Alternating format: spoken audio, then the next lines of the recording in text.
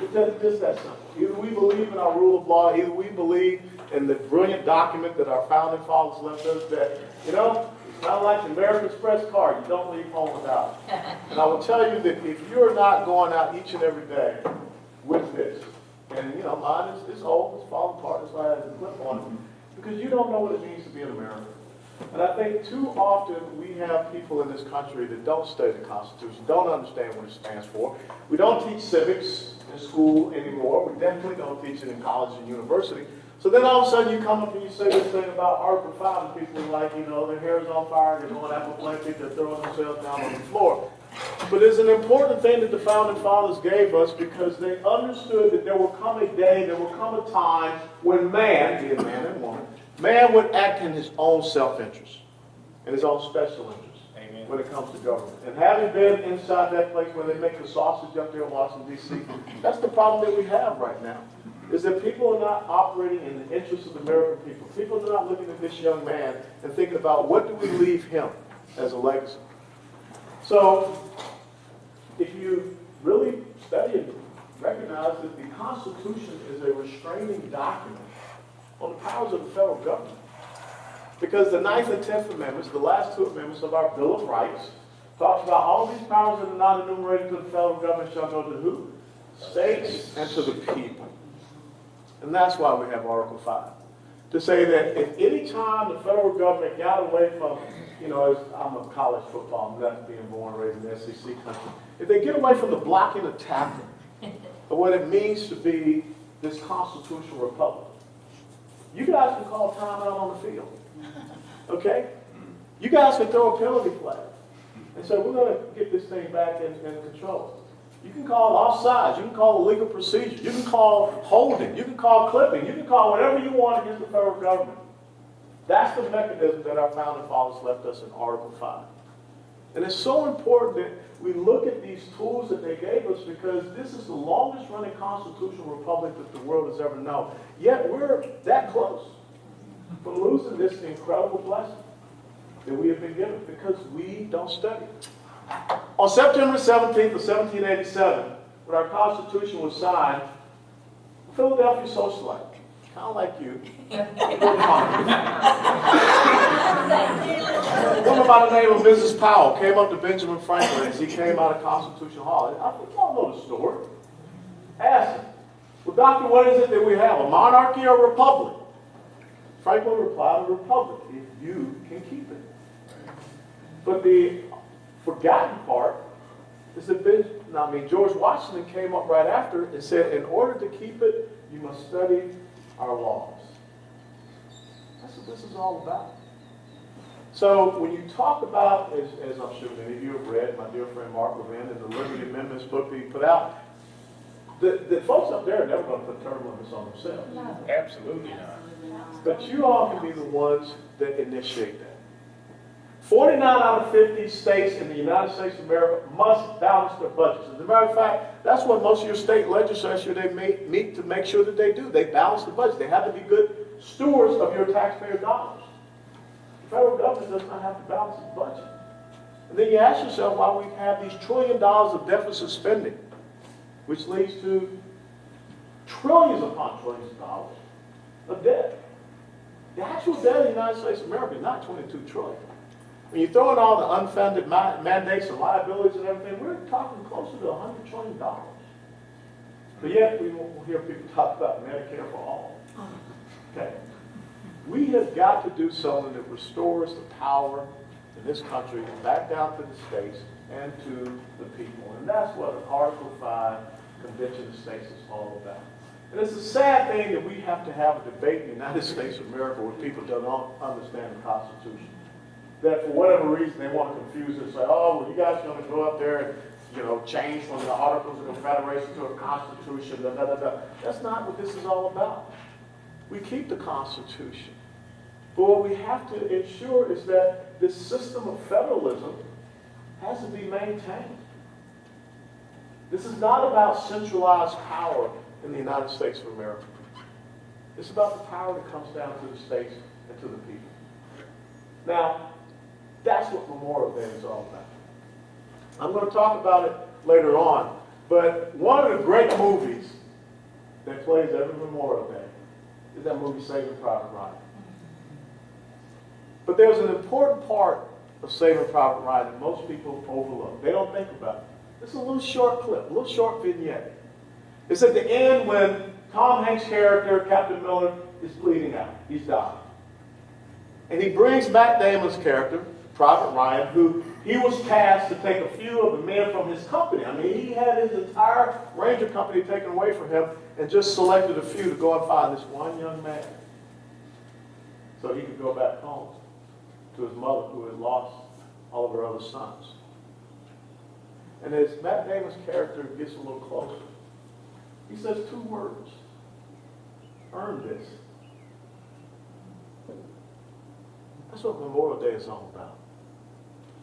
You've been given an incredible gift from men and women that have gone before us. All the way back to Lexington Green on April the 19th of 1775. There was not an America. There was not a federal government. There was not an army. There was not a navy. There was not a Marine Corps. There was nothing. They were just people that understood what liberty was all about. And they understood that if they were armed, they could be free. They could protect and defend themselves. They could be citizens. If they were unarmed, they would be subjects. From that moment all the way to today, you still have young men and young women standing as watchmen on the walls, guardians of the Republic, on freedom's ramparts. And it's nice when you come up to some of those that are still walking, you say, thank you for your service. But you know what? The most important thing is to earn this. Earn the sacrifices that they have given for each and every one of you. Because if you don't study and understand what it means to be a citizen in this constitutional republic, you're failing them. They will lay in the gardens of stone, and their memories will be forgotten. How many people here went to see that World War I movie that was remade by Peter Jackson called They Shall Not Grow Old? You need to go see it.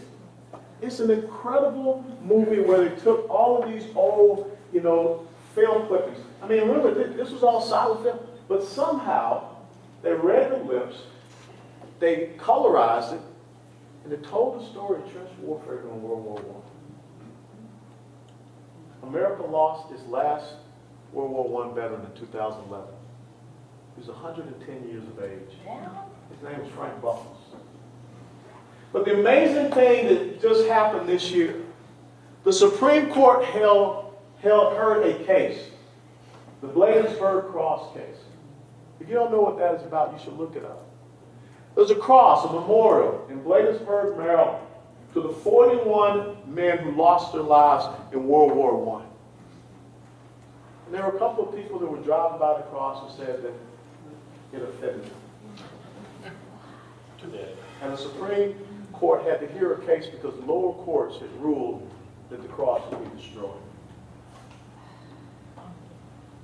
We're not earning it. When we would allow a memorial to 41 of our brave young men who went over there to fight in the war that supposedly was going to end all wars. See, that's my challenge to you. This is not just about convention of states. This is about earning service, the sacrifice, the commitment, the loss, the last full measure of devotion, that ultimate sacrifice.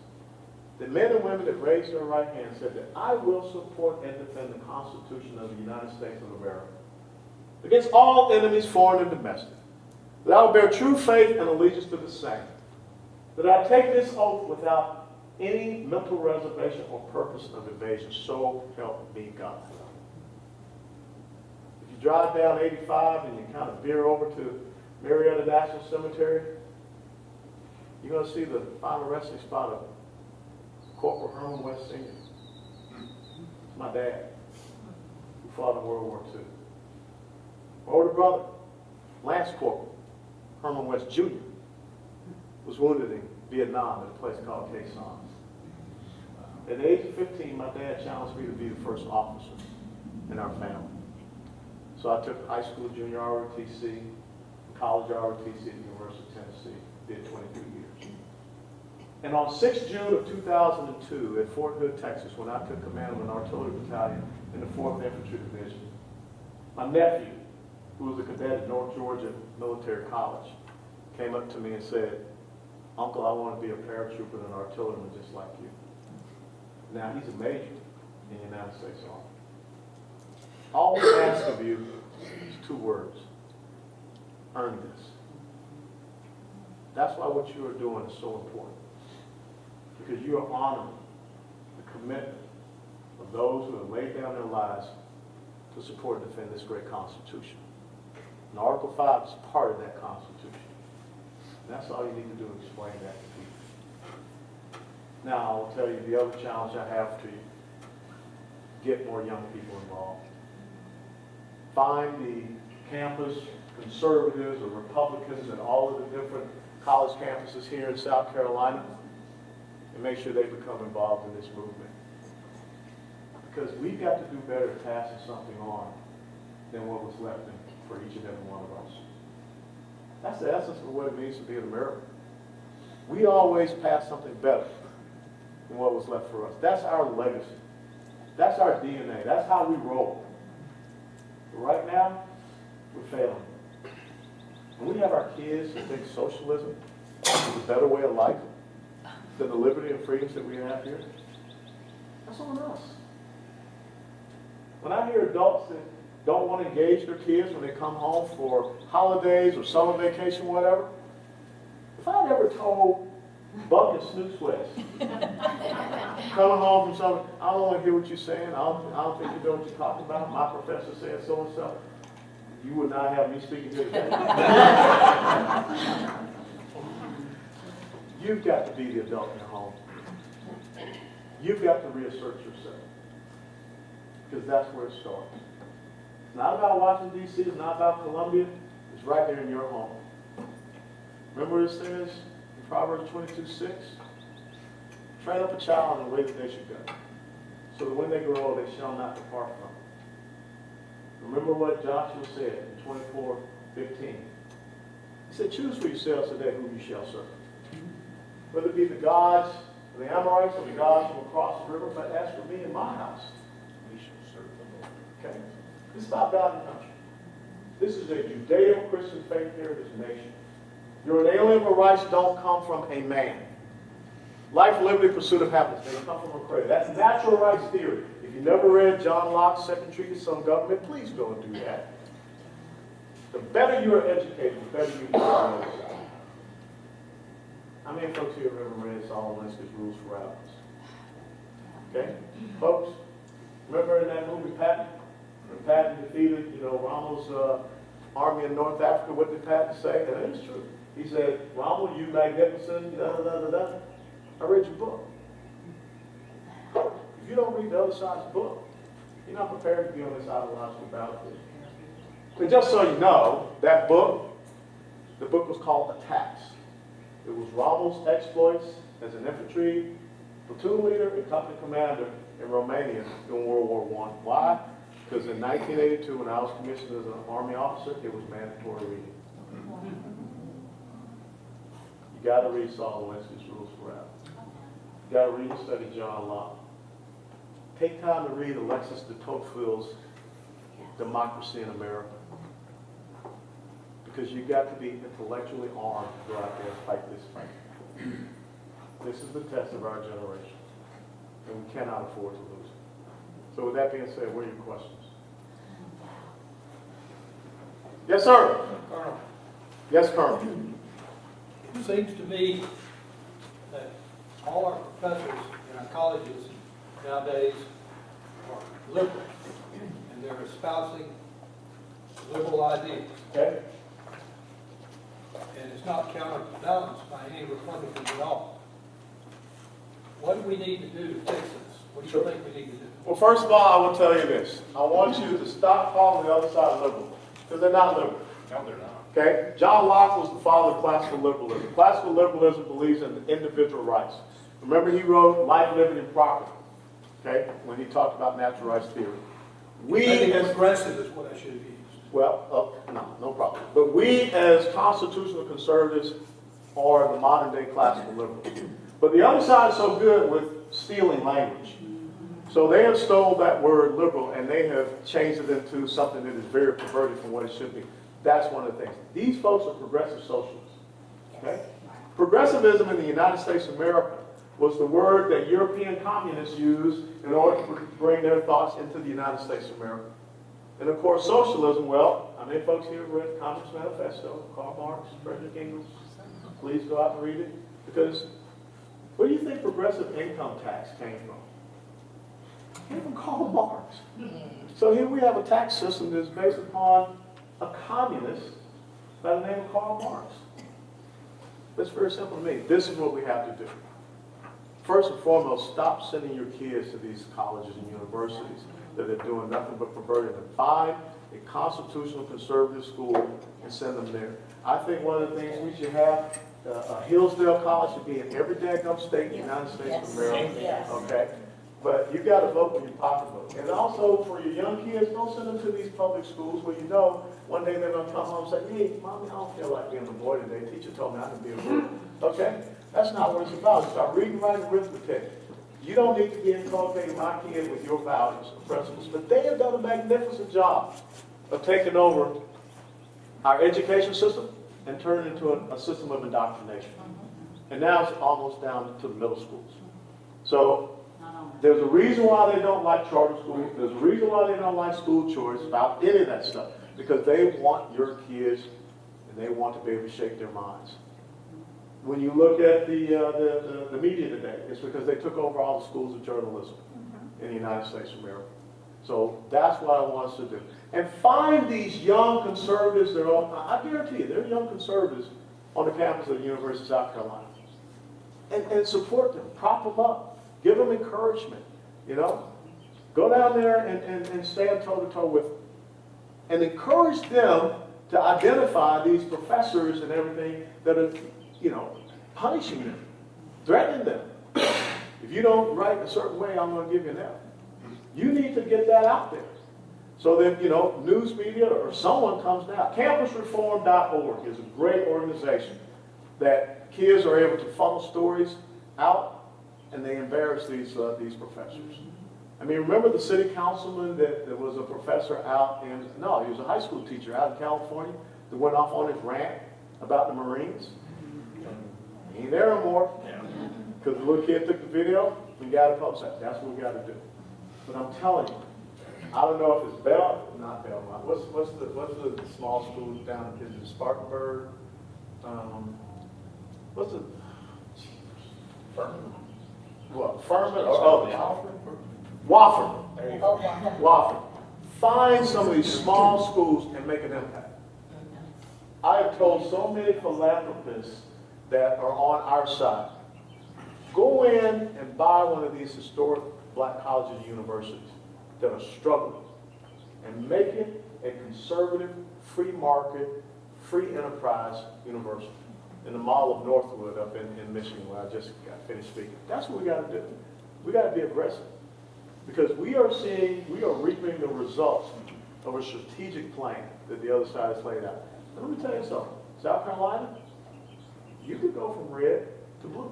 You know why I say that?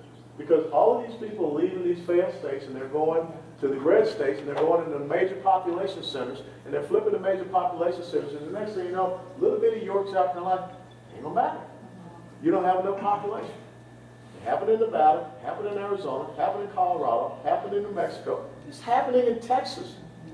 You guys paying attention, Hillary Clinton was just out in Houston, Harris County delivering a speech. All the major cities in Texas are controlled by not just the Democrats, the leftists. Austin is called the capital of Texas. Austin, Texas is called the San Francisco of the Midwest. Georgia, Stacey Abrams, just to the south, almost won the gubernatorial election, all based upon what? Atlanta. Y'all know up here in North Carolina, between Raleigh-Durham and Charlotte, and you know, Asheville was really going nutty. Okay. They're about to take over North Carolina. So we need to think strategically. And not just think, from election cycle to election cycle, basically day to day.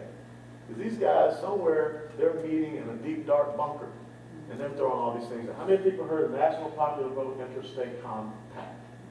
NPVIC. National Popular Vote Interstate Compact. 15 states and the District of Columbia have all come together and said that we don't care who wins the presidential election in our state. We're going to give our electors to whoever wins the popular vote. Now, there is nothing in law, there's nothing in the Constitution that says the state must give their electors to whomever. That's just been a tradition in the United States of America. But now, all of a sudden, how many does it take to win presidency? 270. They already got 191 electors lined up for this. So in other words, what they're saying is that in the states that they control, if President Trump were to win their state, it doesn't matter. They're going to go with whoever wins the popular vote in the United States of America. Why? In 2016, Hillary Clinton won 12 states. And she won a popular vote. Trump won 38, but he won an electoral college. Why? Because our founding fathers were brilliant. They did not want major population centers. They did not want a pure democracy. Because a pure democracy lends itself towards a tyranny. But that's about what you're going to have in the United States of America. 12 states, they're going to dominate the political scene at the national level in the United States of America. There's a great map out there that breaks down America by counties, and it shows like gray counties, and it shows blue counties. Those blue counties could totally dictate what happens in the United States of America. When you look at all those blue counties, they're centered on a major population center, to include the red states. So that's what we got to do. Stop sending our kids to these places where they're getting indoctrinated, but we got to educate ourselves. Anybody? Yes, sir. Any ideas on overcoming voter fraud? I kind of know a little bit about voter fraud. I'm not the smartest guy, but when you tell me that you had a precinct that had 118% voter turnout, I kind of scratch my head. Run in St. Lucie County. St. Lucie County, that was it. We've got to have more people out there that are poll watching. We've got to be able to report this thing. And we got to have that tracking system. We don't do a good job. Look, folks, we work. And sometimes that could be a disadvantage. That's why I believe that the National Voting Day should be a day off. So that we can focus on this and make sure that there's no chicanery going on. But we also need to be checking out these voting machines and who's controlling the voting machines. Remember what Joseph Stalin said? It is not about who casts the vote. It's who counts. It's who counts the vote. Exactly. Too often we're not there when the votes are being counted. And as you see with Facebook, Twitter, and all these other things, folks can get in there and they can manipulate algorithms and what have you. And a lot of times they do a lot of testing of this stuff during the primaries. So I would tell you, find some of these really young, smart kids and get them on this stuff. So they can track these algorithms, they can track the software, whatever, because that's what they do it. There's a little thing called the margin of cheating. And if you're inside the margin of cheating, they got you. And the margin of cheating is normally, like 2.3% on down. Because then all the mess comes out. You saw it with Norm Coleman, you saw that, with my election. I'm sitting there at midnight, and many of the local papers have already called it. I'm ahead by 2,000 votes. And on a dime, it's a 4,000 vote shift. And it was all out of one county, St. Lucie County, surprise election, Gertrude Walker. And we saw her going in late at night with boxes. That's what they do. Wow. Anybody else? Yes, ma'am. With that, the states doing this electoral college thing, so do you think that they're actually going to Popular vote. well, do you actually think that they're going to give those votes to the because, I do believe, we live in a blue county of Charleston, so we are out, we are very public. I speak to anybody who listens to me. I wear my pins, I carry my Republican bag, there's no mistake. Do you care? Every day, sir. I'll be voted.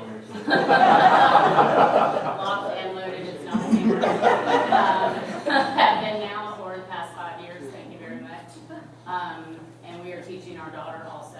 Yep. She's 14. She also is very vocal. She just got Did they cut the air off in here?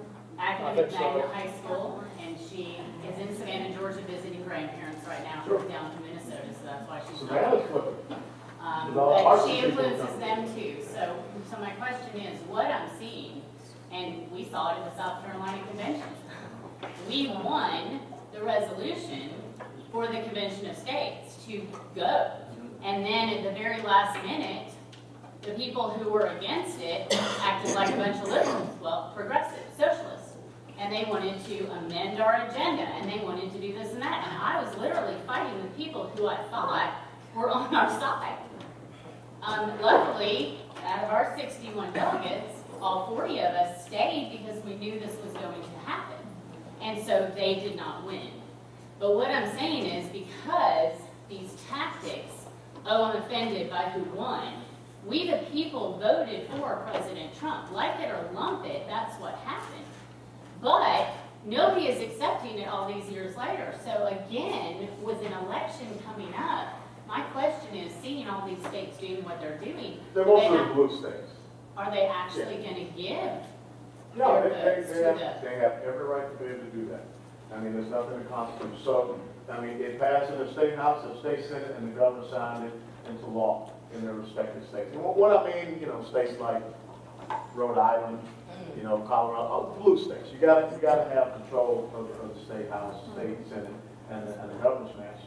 So what they're saying is that, you know, even if in Colorado, for example, even if President Trump were to win in Colorado, they would still give their electors to whoever wins the popular vote.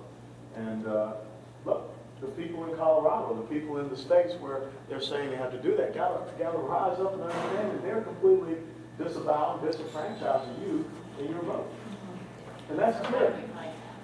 Well, that's what first of all, we gotta educate ourselves about the national popular vote interstate compact. Many people have not heard about it. Like I said, the 15 states and District of Columbia, they already have 191 electors secured. So that's what we gotta do.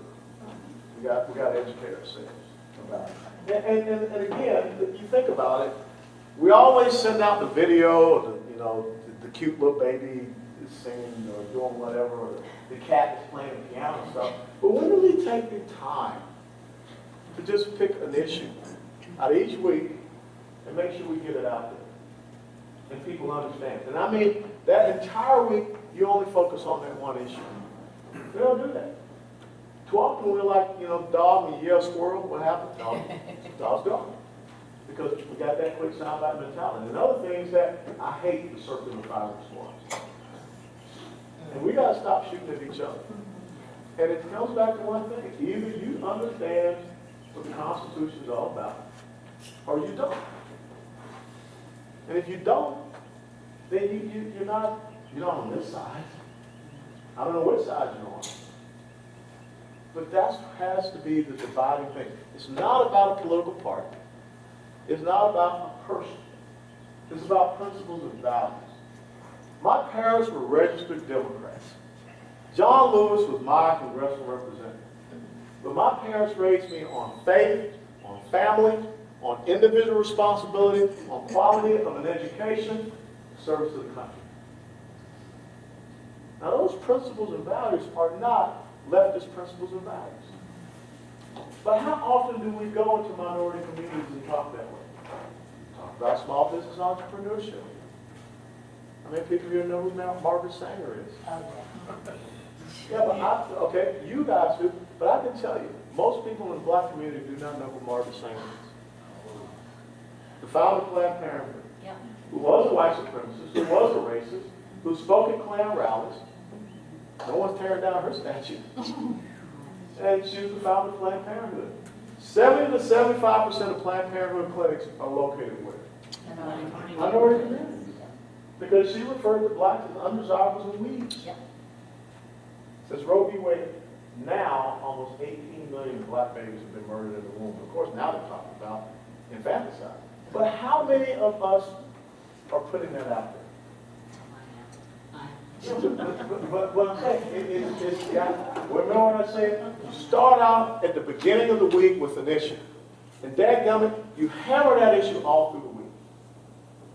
That's what you do with artillery. You find that one objective.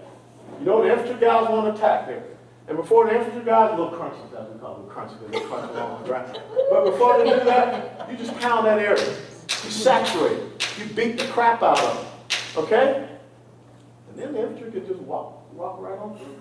So that's what I do on our community page, I will say that. But And then again, people- that's what I do. I want everybody to do it, Yes. okay? Remember how the old Spartans and Greeks used to fight? They used to link shields. Now, the purpose of linking the shield was not to protect yourself. The linking of the shield was to protect the guy to your left, because your spear was here. And so the guy over to your right was protecting you. That's how you gotta fight. That's called a phalanx. That's an impenetrable front. And that's how they fought back then. See, too often we get out there and we try to fight solo. Looks good, looks pretty, but it's not effective. You gotta link shields. And see, for the first time, we got the other side fighting amongst themselves. We gotta capitalize on that. Because that opportunity may not come again. Colonel West, continuing that little train of thought, would you speak, now obviously you're speaking to the choir here, But you know what? And speaking to the choir, you know what I need you to do afterwards? Go out and sing a little solo. Alright? So that's important. So, but as if they're doing a video, I would like to do a cut for my aunt. Now, my aunt's God-fearing Baptist, Southern Baptist, who votes Democrat still to this day, because her father, who was born in 1904, and went up through the Great Depression and voted for FDR, who was one of the great, in my opinion, one of the most evil individuals. Not evil, he wasn't like Woodrow Wilson evil. He was just picking up where he left off. I'm talking, but speak to her, and as you're speaking, and how would we help someone like that is dear to our hearts, or a friend, or a family member, that is so set in the old way of understanding that they don't understand how socialism has creeped and taken over the Democrat Party, and it's starting, and it's evil, and it's taken over our country. How do we get them to understand that this is not just a battle of the vote of what you've been doing 4 years? How this is for the soul of America. Well, you know, you should tell her that, you know, her generation set its men to fight against the very principles that we see trying to take hold in the United States of America. When you talk about wealth redistribution, when you talk about nationalizing economic production, when you talk about expanding a welfare in the United States, because you need people to be dependent upon you, not independent. When you talk about the difference between economic empowerment and economic enslavement, you got to use these hard terms. When you talk about individual sovereignty or collective subjugation under the tyranny of government. When you talk about a free enterprise, free market system, or you talk about central control of that economic system. And you gotta tell your aunt that America is not about the culture of the participation trophy. But yet that's what we have happening right now. Because some adults came out and said, we gotta have kids feel good about themselves even though they don't get to play. So we're gonna give them something. Something that really doesn't mean anything, but suppose it's gonna improve their self-esteem. My mom taught me self-esteem only comes from doing esteemable things. But we're not telling our kids to go out and get into the fight, get a little dirty, man in the arena. Okay, the real Roosevelt, Teddy Roosevelt said that. Share that quote. And then take just a little 2 to 3 minute video and show your aunt Venezuela today. Tell your aunt that once upon a time that was one of the most prosperous nations in this hemisphere, with more oil reserves than Venezuela. One of the first things that Hugo Chavez did, a socialist dictator, which all socialist dictators do, he banned private gun ownership. So that now all of a sudden people that are eating their own pets, people that are going to the zoo for food, people that are going to the sewers for drinking water, people that are dying because there's not enough medical supplies, they go out to the streets to protest against the government, and the government is running them down with military vehicles. Ask your aunt if that's what she wants for the future of her generations to come to pass. Play the guilt card. Because basically, you're screwing America and you're screwing your nieces, your nephews, and everyone else. You gotta do it, because that's the truth. I look, in 2008, I told my relatives I'm voting for this guy Obama, because I read his books. I studied his voter record, what little there was of a voter record. But I said, this is who this guy is. Now I tell you, I got called everything but child by my own relatives. I got disinvited from picnics and barbecues and everything. I never liked their cooking anyhow. But you know what happened 4 years later, 2012? They said, we're sorry. We voted emotionally. And now we understand and we get it. You got to understand, if you're right, in the short term, you may get called everything but a child of God. But you got to be persistent. You got to be resolute. You got to continue to press on. So that's what you do. You just be drip, shining water towards you. My dad always said, joked with her, don't worry about your aunt, I cancel her out of the movie. Yeah, but I'd rather have 2 votes. Yes, ma'am. Thank you, Colonel. For what? I Y'all feel- had grits. I feel that this, it is a war, and I feel that it's twofold in that, the opiate crisis, the drug infestation has really crippled us. You know, only 14 out of 100 men are qualified. No, it's not, yeah. No, it's worse than that. There you go. Yeah. And, so these young people, their war is within themselves and to stay sober or not get involved in the opiate crisis. Then we have this older generation. We're the ones that have the knowledge, so we need to communicate with what I'm hearing you say. But I feel that that is the up and coming most important issue going into 2020 because they crippled all communication. Facebook, the newspaper, nobody reads the newspaper. The newspaper is not delivered in schools, so we're not receiving the information properly. And now I have, in my little world of maybe 200 little Facebook friends, 20 of them have been in Facebook jail. And I myself got in Facebook jail because I just reminded people that in the beginning, people really liked Adolf Hitler. You know, he was the man that said, you know, I can feed you. And he's the man that said, I can do this. The Audubon, the kindergarten Yes. program, all these. And I just reminded, and he was a vegan, and he was for national health care, and free education. And I just reminded people that that was just a picture of him. And I said, this is the Democrat Party, socialism. And I got in Facebook jail. So censorship is a serious Oh, it's a issue. very So serious issue. how are we going to, what is the proposals in Washington to combat this issue? I'm not in Washington, so I couldn't tell you. But I'll tell you that in amongst ourselves, I mean, we're going after Facebook and we're challenging them, or Twitter, Jack Dorsey and those folks. How many folks here remember the movie Unplanned about the young lady? Abby Johnson? You know, Canada banned the movie from being shown. This is how crazy it's getting. I mean, folks are picking and choosing what they think that you should see. So again, that's where at the end of the week, somebody decides what's the issue of the week. And you hammer that issue all through the week. You do all your research and everything, you hammer that issue. And you get it out to people that are outside of your normal contact, because you got email this. And the challenge is to find 5 people that don't think and believe as you do. And get 3. That's 60%.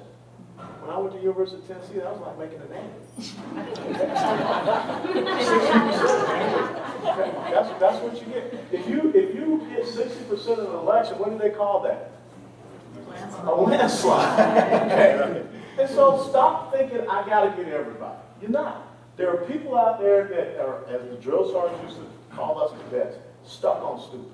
And there's no epoxy that's going to pull them off. But there are 3 out of that 5, 60%, that know something is not right. And I believe your heart's going to come right.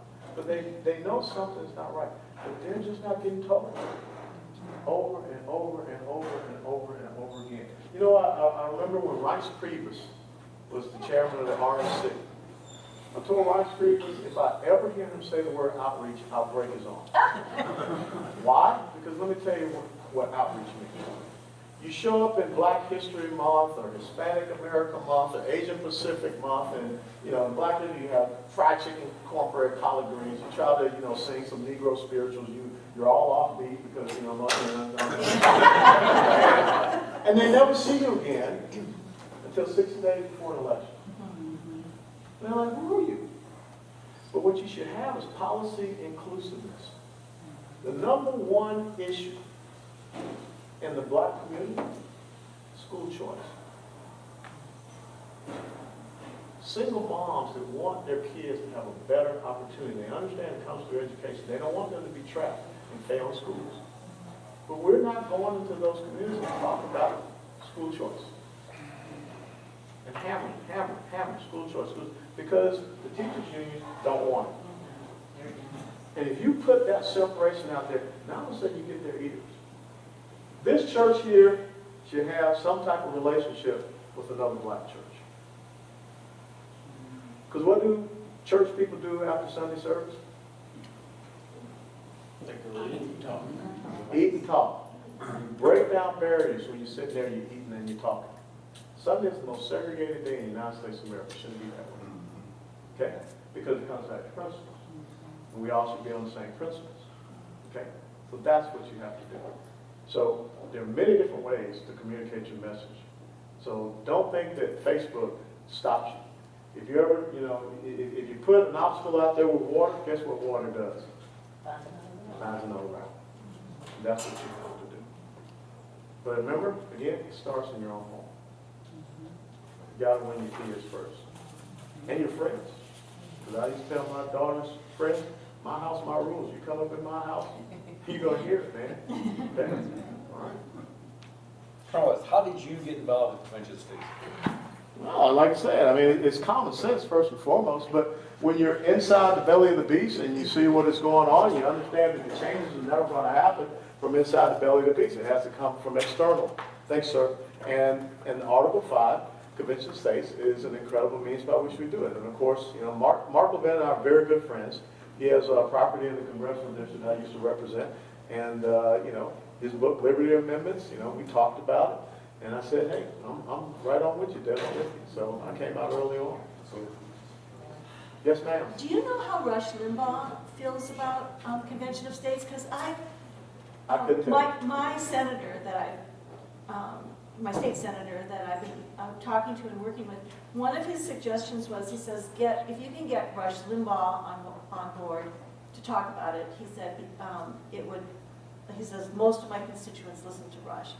And so I just wondered, because I know Mark Levin is like a friend of, well, okay. I just wondered if you knew. No, I don't. I don't. But again, I mean, Rush Limbaugh reads what? American Spectator. How many of y'all have ever written a piece for the American Spectator? See?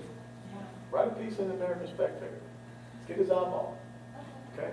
That's called knowing, that's intelligence. Whatever that person is reading, that's what you should be writing. So it gets in front of you. So that's what I would suggest. Someone starts to do a lot of writing in the American Spectator. I'll call him on Friday when he takes calls.